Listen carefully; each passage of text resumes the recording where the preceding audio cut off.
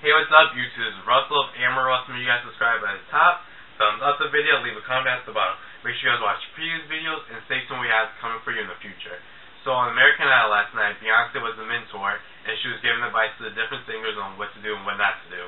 One of the singers, Haley, she actually stumbled down the stairs, and that was a big moment on the show. I had never seen anyone fall on the stage on American Idol, so a lot of people thought it was funny and shocking, but she got right back up and went back for it and doing what she had to do with the performance. She's actually one of my favorites right now that's still on the show, and I don't know if I'm going to like her if she does win or not, and whatever she might release in the future. There's not too many people who I like right now as far as musicians to go in the future and to make actual music to win after they win. But I could see it being Haley and Scotty in the final two, and that's my predictions for tonight's outcome on American Idol. And I just find it funny that last week Lady Gaga was the mentor, and yet there was numerous interviews where she said that she would never be on a show like that. She doesn't care for Simon Cowell, and she never go on X Factor. And the people who win these contests, they have an easy way out, and they don't have to go to different nightclubs and stuff and perform like she did back before she was Lady Gaga she is today. But now, as soon as she's famous, she's using American Idol to get her music out there and to perform out there and to promote herself. She's actually she let the person sing, she let Haley last week or 2 weeks ago sing one of her songs that was on her tour that she never released. She let other musicians on the show sing her music, so I just think it's kind of hypocritical that previously she would say something like that, and now she would use American Idol to get her more famous. But anyways, Beyonce released her new video for Girl Who Run the World Girl, or whatever you want to call it, and I gotta say, first I was disappointed with how she looked in it. She was very beautiful, you know, she was very Beyonce-esque, but she did look kind of pale. She looked kind of white in the video. I wish she was a little bit more darker looking, but other than that, she killed it with the dance choreography, the dancing and the choreography, and she just nailed it. It wasn't as great as I was hoping. I enjoyed the cinematography of the video and the different shots that they took and that they used. I wish there was a little bit more of the battle scene between the guys and the girls, and how the girls were more stronger. But I wish there was also more dancing from the dancers, and she had less of the fashion stuff, but she looked very powerful with the hyenas on the chains and just very strong in the video, which is something that I did like. And she had a little bit of a Rihanna and Lady Gaga to the video. She did have like a similar outfit Lady Gaga had in Bad Romance in one scene with the big clunky shoes. But other than that, it was one of Beyonce's better videos. I'm glad she went away from what she did with the past 2 years with the green screen and two dancers on the side. I'm glad she went for a new direction and had multiple people with the scenery and actually used big bucks to make this video. And she really did step up the foot movement and her choreography, and she did an excellent job with the dancing. And though the song isn't that great, I see the song actually moving up on the charts. It's actually number 56, I believe, on iTunes. But it's kind of funny how Beyonce, after she fires her father, she's number 76 on the charts on Billboard's Hot 100, and Kelly Rowland's Motivation's actually number 26. So it's kind of funny there's the flip-flop of the two artists, because Kelly Rowland hasn't had a top 40 hit in a really long time, let alone something in the top 20s. And that's usually something that Beyonce does very easily. And to see her song fall off, I guess maybe, hey, she should have stuck with Matthew. And I really could see Girls Who Rule the World be a very good, I could see the transition of it from being a music video to a live performance, and I know she could kill it. And she killed the video. It was kind of not as edgy as I hoped it would be, but it was still there, very good. Up next, the BET Awards. The nominations came out. For Best Female, I don't understand why they have Rihanna and Beyonce. Beyonce hasn't had nothing come out very recently, only just this one song, but she has nothing come out within the past year's span to be nominated. And Rihanna, she only makes pop music. Though she is a black artist, that doesn't mean that she should be nominated for Best Female R&B. She could be nominated for anything else, but not for R&B, you know?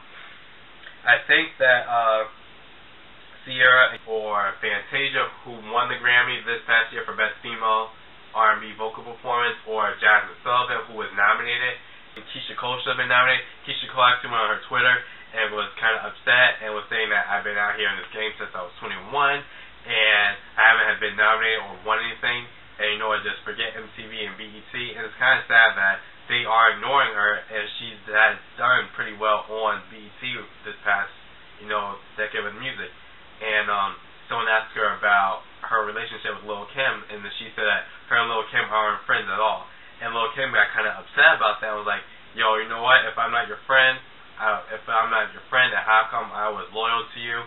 I did shows for you for free, and I was the one who got you a hit song, whereas your real friend got you a flop.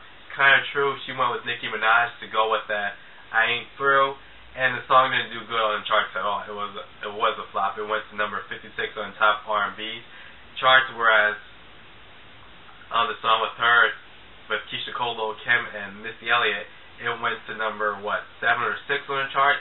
So, I mean, even though it was an effort provided for all three of them, she got number 1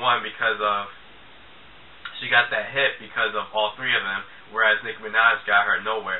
Anyways, Beyonce, she actually won't be able to perform there because she will be in a concert in Europe and Britain and UK rather. But what they probably will do is tape her performance of Girls Who Rule the World on that show and have it broadcast in the theater and on TV for us to enjoy, and to make it seem as though she's there. Best Hip Hop Male, I could see Kanye West getting it. Drake and Lil Wayne, they both weren't doing too much since the last time they were nominated at the BET Awards 2010. There wasn't too much going on with Drake. Everything that he came out with already came out previously. And Lil Wayne was in jail, so I don't see how he could really be nominated for too much. Nicki Minaj is nominated for Best Female. She's going to win it, obviously. I understand why they even have this category anymore when they have nobody going up against it. It should actually be just taken away. They did it previously in other years when there was not enough people to get nominated. They should do it this time around. And Trina was kind of upset too. She took to her Twitter and said, "Fuck BET." Simple as that. Best R&B Male, I don't see how CeeLo Green and Bruno Mars are nominated simply because they aren't R&B at all. They make pop music. CeeLo is kind of more alternative urban music, but still he does not make this Fuck You song was not R&B at all. I don't remember seeing it on 106 in Park a lot. Maybe it was on Centric, I'm not sure. They should have had R. Kelly, as Tank provided, saying that he thought that R. Kelly should have been nominated for the Best R&B Male. But anyways, I think it's between Trey Songz and Chris Brown. I could see either one of them taking it, but Trey Songz with the Love Faces and the song with him, Nicki Minaj, and the We Ain't Friends or We Can't Be Friends, and Chris Brown with all the stuff that he came out recently. Best Group, I think Diddy Dirty Money might take it, but because the guy from Cali Swag, he passed away, they might get a sympathy vote, and they might take it, and they are the ones who said Teach Me How to Dougie, and that song was a lot more bigger hit than anything that Dirty Money has put out recently. But what Diddy Dirty Money has released, it's been really well on the charts. I'm kind of sick right now. Best Collaboration, that's a really tough one. I'm not sure who might take that.